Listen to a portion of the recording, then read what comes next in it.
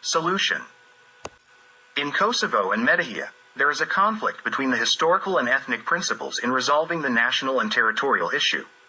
The conflict between these two principles is most pronounced in the case of Israeli-Palestinian relations.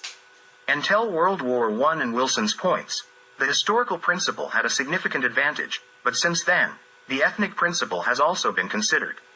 Therefore, everything needs to be analyzed, harmonized, and the correct solution proposed. For Serbia, Kosovo and Metohija are under the occupation of the NATO pact, not under UN control. Nothing changes the situation by agreeing on the redistribution of UN forces in that area because that agreement was coerced by the ultimatum of the NATO pact, which is legally equivalent to occupying territory during a war. Occupying territory during a war is considered illegitimate and invalid in terms of preserving those territories under international law. This cannot be resolved without an international peace agreement. Kosovo and Metohija have been occupied by third-party troops, not by one of the parties in the conflict, which can only be temporary. The first thing that needs to be done is the return of the entire territory of Kosovo and Metohija under the sovereignty of the State of Serbia and the establishment of law and order.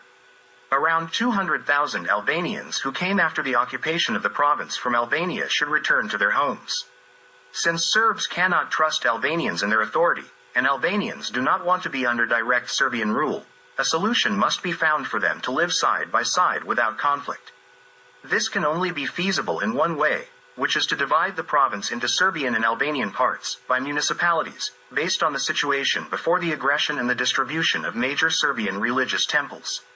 This division should not follow a straight or curved line, but something resembling a chessboard. The territory should be divided at the municipal level. It would not matter which part of the province each municipality is located in. In Albanian areas, Albanians should receive the broadest possible autonomy, having everything except the military, diplomacy, and the constitution. Serbian areas should be included in Serbia as its normal territory, municipalities. This way, the rights of both parties will be satisfied, and they will be able to live peacefully side by side and cooperate economically as they see fit. Any other solution proposed so far is unsustainable and will serve as a time bomb. I completely support the proposals of the Serbian Orthodox Church, SPC, outlined in the memorandum, which I am conveying here. 1.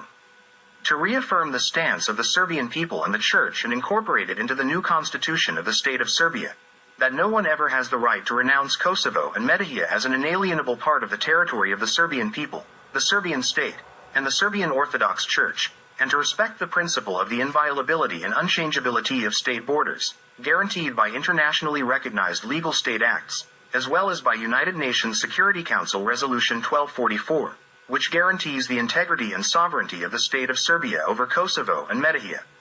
Kosovo and Metohija's sacred land, its shrines, and its suffering people, no one has the right to issue, sell, or trade for any positions or interventions.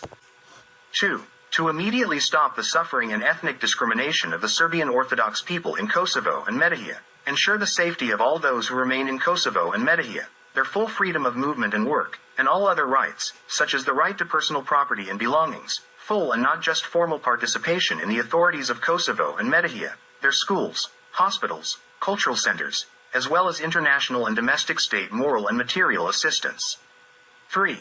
To enable the return of all displaced and expelled individuals, especially 230,000 Serbs who have been unable to return to their homes for the past 5 years, as well as other non-Albanian populations, to their hearths without delay and various excuses, ensuring their full security, freedom of movement and work, and international and domestic state assistance. This return can commence immediately with the already promised and prepared return of Serbs to the villages of Jevos, Siga, Brestovic, and Belo Polje in the vicinity of Pek. Additionally, to facilitate the return of all those who were forced to leave their homes under various pressures during and after World War II and wish to return to their hearths. 4. To locate and liberate all survivors who have been kidnapped, as well as to find, excavate, and give a dignified burial to the remains of all those killed in these tragic years. 5. To halt the barbaric destruction and desecration of Orthodox churches and cemeteries in Kosovo and Metohija, ensure the preservation of living monasteries with churches, which are of immense national, universal, and religious cultural value, and enable the Serbian Orthodox Church to rebuild the damaged holy shrines and monasteries, allowing the unobstructed spiritual and pastoral work of the clergy.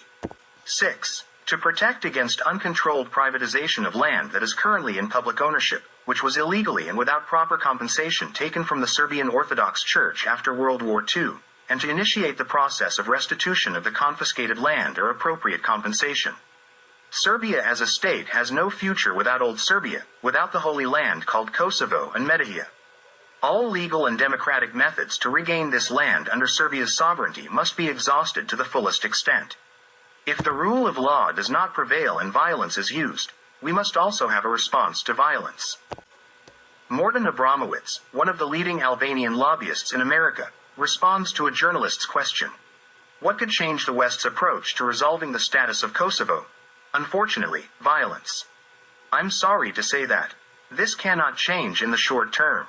It is important to immediately give more power to the Albanians in shaping their future. So, if that's the case, what applies to one side applies to the other. What is forcibly taken from us, we will retake by force as soon as the time comes.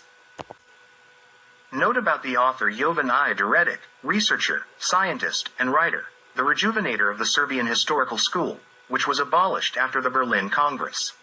He lived abroad for 35 years, as a political emigrant, engaging in science and the struggle for the rights of the Serbian people.